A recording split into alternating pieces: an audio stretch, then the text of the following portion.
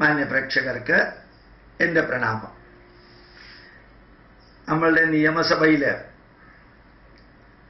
എൻ്റെ തോന്നലാണ് എന്ന് ഏതോ മന്ത്രിയോ മുഖ്യമന്ത്രിയോ പറഞ്ഞു എന്ന് കേട്ടു. ഞാൻ എൻ്റെ പ്രഭാഷണത്തിൽ എപ്പോഴും പറയാറുണ്ട്, ഈ ലോകത്തിലെ എല്ലാം തന്നെ ഒരുതരം തോന്നലാണ്. അത് വളരെ അഗാധമായിട്ട് നമ്മളൊന്ന് സ്പർശിച്ചു നോക്കിയാൽ മനസ്സിലാവും, അതൊരു തത്വചിന്ത കൂടിയാണ്.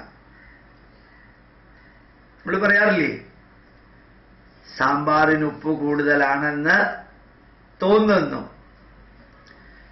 വേണാട് എക്സ്പ്രസ് തിരുവനന്തപുരത്തേക്ക് എത്തുന്നത് 10:30 മണിക്കാണെന്ന് തോന്നുന്നു.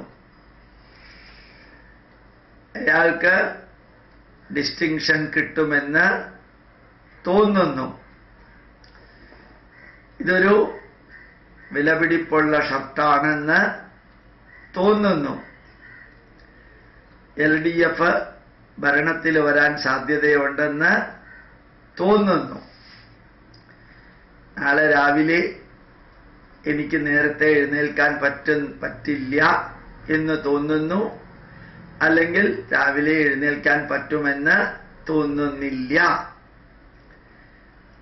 നല്ലൊരു വ്യക്തിയാണ് അയാളെന്ന് തോന്നുന്നു, പാവപ്പെട്ടവനാണെന്ന് തോന്നുന്നു. അങ്ങനെ ചില മന്ത്രിമാർക്കിപ്പോ ഞങ്ങൾ മന്ത്രിമാരാണെന്ന് തോന്നി തുടങ്ങിയിട്ടുണ്ട്. മുഖ്യമന്ത്രിക്കും മുഖ്യമന്ത്രിയാണെന്ന് തോന്നുന്നുണ്ടോ എന്നൊരു സംശയം.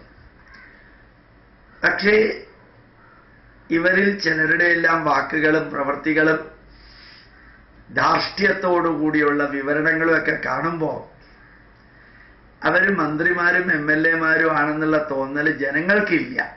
ഇപ്പൊ ജനങ്ങൾക്ക് അങ്ങനെ തോന്നുന്നില്ല. പണ്ട് ചെത്തുതൊഴിലാളിയായിരുന്ന ആള് ഇപ്പോ മന്ത്രിയാണെന്നുള്ള തോന്നല് അയാൾക്കും ഇല്ല, ജനങ്ങൾക്കും ഇല്ല. മന്ത്രിയുടെ മുറിയിൽ ചെന്നിരുന്ന് ചായ വരികയും തൊട്ടടുത്ത് IPS ഒക്കെ എടുത്തവരെ സല്യൂട്ട് ചെയ്യുകയും ചെയ്യുമ്പോൾ ഇപ്പോഴും ഞാൻ കടലില് ബോട്ടിറക്കി മത്സ്യം പിടിച്ചുകൊണ്ടിരിക്കുന്ന ആളാണെന്ന് തോന്നിയാല് ഈ IPS-കാരൻ സല്യൂട്ട് അടിക്കുമ്പോൾ ചിലപ്പോൾ എഴുന്നേറ്റ് നിന്ന് എന്താ ചെയ്യേണ്ടതെന്നറിയാതെ വരും. അപ്പൊ പല മന്ത്രിമാർക്കും അവരവരുടെ തനി സ്വഭാവം, ജാത്യാലുള്ളത് തൂത്താൽ പോവില്ല എന്ന രീതിയിലുള്ള സ്വഭാവം, പെരുമാറ്റം, വാക്കുകള്, മുഖഭാവം, എന്നിട്ടെല്ലാം ശരിയായി തുടങ്ങി എന്നുള്ള പ്രഖ്യാപനം, ഇതെല്ലാം ഇങ്ങനെ വരുമ്പോൾ, ഇത് നിരന്തരം ഇങ്ങനെ കാണുമ്പോൾ, ഈ നാഷണൽ ഹൈവേ കളിയിക്കാവിളവരെ എക്സ്റ്റെൻഡ് ചെയ്യാൻ അത് യുദ്ധകാലാടിസ്ഥാനത്തിൽ ചെയ്യുമെന്ന് പ്രഖ്യാപിച്ചതിന്റെ അടുത്ത ദിവസം പത്ര റിപ്പോർട്ടർ ആ റോഡിന്റെ 2 സൈഡിലുള്ള സ്ഥലം ഏറ്റെടുക്കുന്ന എല്ലാ ഉദ്യോഗസ്ഥരെയും സ്ഥലം മാറ്റി എന്നുള്ളതാണ്. അധികാരം ഏറ്റെടുത്ത് മണിക്കൂറുകൾ കൊണ്ട് ഒരു പാർട്ടി പ്രവർത്തകനെ പ്രിൻസിപ്പാളാക്കി മണിക്കൂർ കൊണ്ട് അദ്ദേഹം റിട്ടയർ ചെയ്യുന്ന ആൾക്ക് പ്രിൻസിപ്പാളിന്റെ ആനുകൂല്യങ്ങളെല്ലാം കൊടുക്കാൻ ആദ്യം തീരുമാനമെടുത്ത അതുമെല്ലാം ശരിയാക്കലിന്റെ ഭാഗം.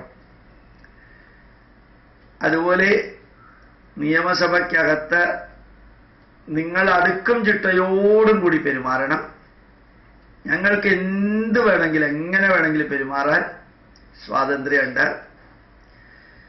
എന്നെല്ലാം പറയുമ്പോൾ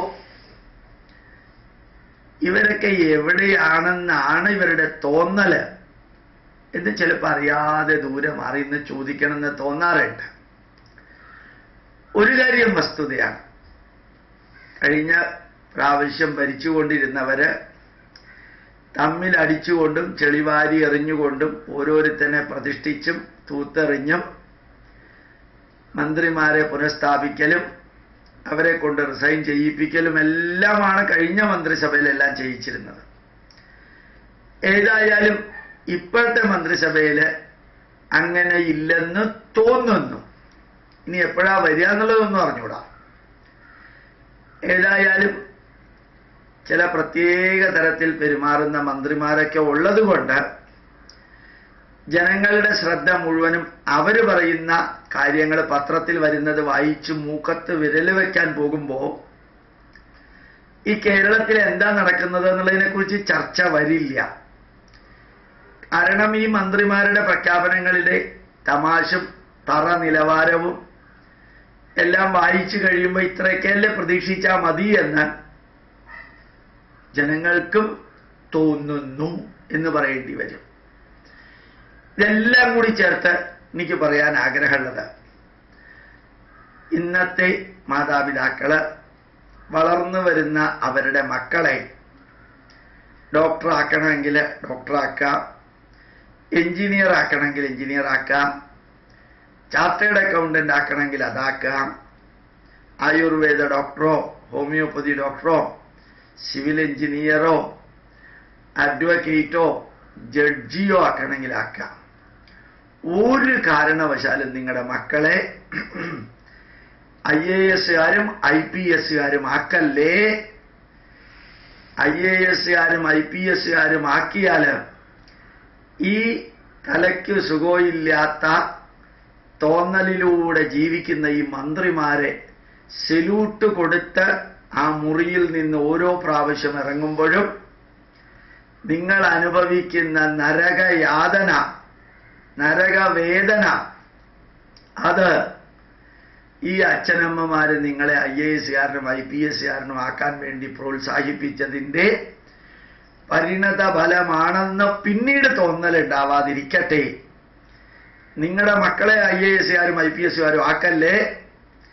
ഇതുമാതിരിയുള്ള വിദ്യാഭ്യാസവും സംസ്കാരവും ഇല്ലാതെ ഇപ്പോഴും തറയാണെന്ന് തന്നെ പറഞ്ഞുകൊണ്ടും തോന്നിക്കൊണ്ടും വിചാരിച്ചുകൊണ്ടും പെരുമാറിക്കൊണ്ടും നിൽക്കുന്ന മന്ത്രിമാരുടെ മുമ്പിൽ സെല്യൂട്ട് കൊടുക്കേണ്ട ഒരു ഗതികേട് നിങ്ങളുടെ മക്കൾക്ക് ഉണ്ടാവാതിരിക്കട്ടെ. അത് എവിടെയാണെങ്കിലും പ്രണാമം, നമസ്കാരം.